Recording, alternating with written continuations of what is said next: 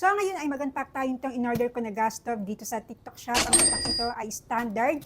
Ang original na gas stove noon na talagang very sikat kasi sobrang tibay. At eto, order ako dito sa TikTok Shop kasi yung dati naming gas stove ay gumagana pa naman. Ang problema ay sira na ang burner. Walang replacement para doon sa burner na yon. Kaya eto, unpack na natin.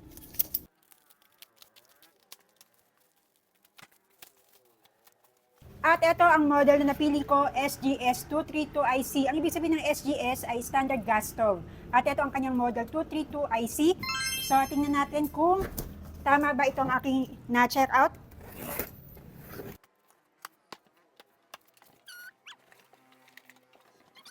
So, ito ang kanyang manual.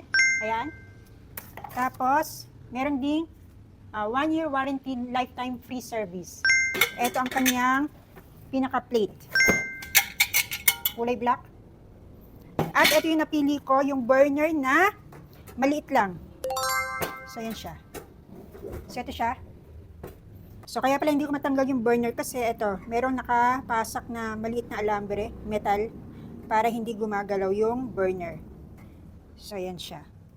Tapos, kulay black ang burner. Ito ang kanyang pinakailalim. Tapos, ito talaga yung burner na gusto ko, yung hindi malaki, yung sakto lang.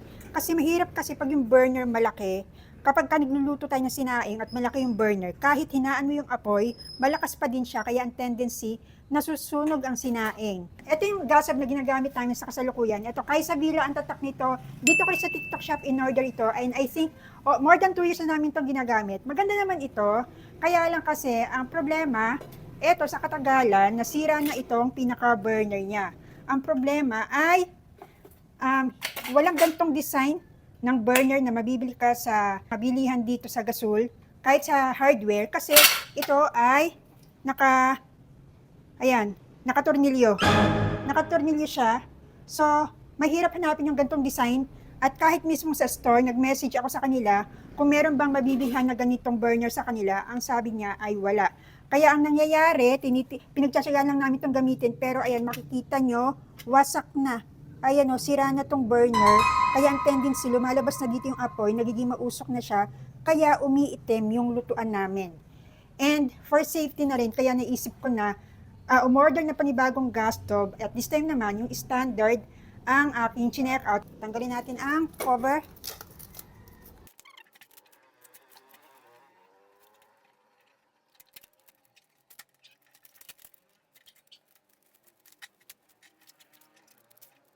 Eto, kabit na natin.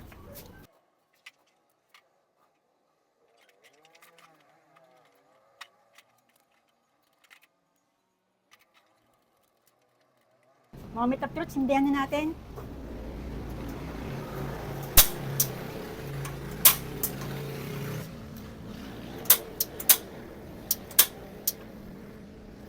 Yun. O, diba?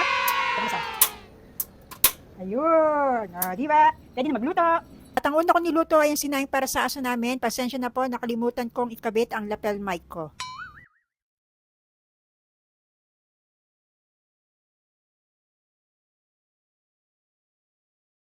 So, eto ngayon, malapit nang maluto yung sinaing ko para sa aso namin. Maganda dito sa stove na in-order ko, makikita nyo, ayan, yung burner niya, talagang mahina yung apoy kasi maliit lang yung burner. Standard yung size ng burner. Kaya, hindi masusunog itong sinaing. Hindi katulad nung dati naming gas stove dahil malaki yung burner niya. Kaya kahit hinaan nyo yung apoy, malakas pa rin yung apoy kasi nga, malaki yung burner. Hindi katulad dito, mahina lang yung apoy dahil maliit lang yung burner.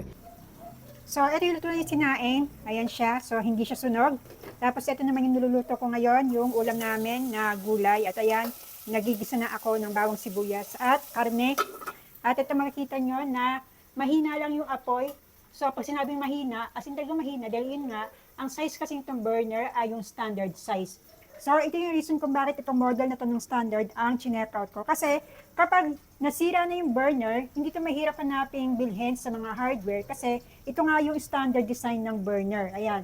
Tapos, maliit lang siya. Kaya po sa mga naghahanap po dyan ng gas stove, ito po marirecommend ko sa itong gas stove na ito, standard. So, ito po talaga yung pinaka kauna-unahang gas stove na talagang sikat noon pa man. At ang price po nito ay less than 2,000 pesos lamang po. Marami pong design po nitong standard na gas stove, pero ito po yung napili ko. Kaya po mag-check out lamang po kayo dito sa aking TikTok shop at Tikbik ang Yellow Basket.